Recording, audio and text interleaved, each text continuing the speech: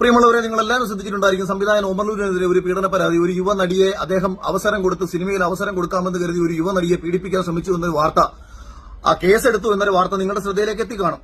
പക്ഷെ എന്റെ ഒരു വലിയ വിഷമം എന്താണെന്ന് വെച്ചാൽ, ഈ യുവനടി ആരാണെന്ന് ഒരു മാധ്യമങ്ങളും പറഞ്ഞിട്ടില്ല. കഴിഞ്ഞ കുറെ കാലങ്ങളായിട്ട് മലയാള സിനിമയിൽ എത്രയോ യുവനടിമാർ വന്നിട്ടുണ്ട്. ഒമർലുലുവിന്റെ പടത്തിൽ തന്നെ എത്രയോ യുവനടിമാർ അഭിനയിച്ചിട്ടുണ്ട്. ഒമർലുലുവിന്റെ പടത്തിൽ അഭിനയിച്ചതാണോ അല്ലയോ എന്നൊന്നും ഇപ്പോഴും നമുക്ക് അറിയത്തില്ല. അതുകൊണ്ട് തന്നെ ഈ ഒരു പ്രശ്നത്തിൽ മലയാള സിനിമയിലെ യുവനടിമാർക്ക് സൈബർ ബുള്ളിങ് കാരണം ജീവിക്കാൻ പറ്റാത്തൊരു സാഹചര്യമാണ് ഉണ്ടായിട്ടുള്ളത്.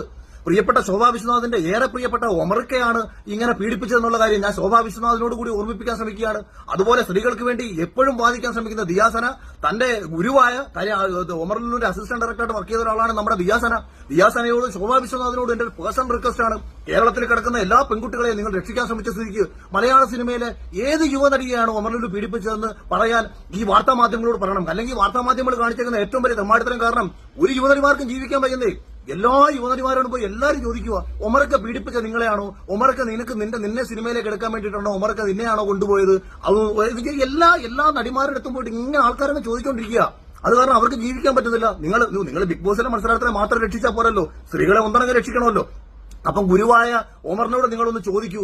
അതുപോലെ ഇക്കയായ ഒമർക്കയോട് ശോഭയൊന്ന് ചോദിക്കണം.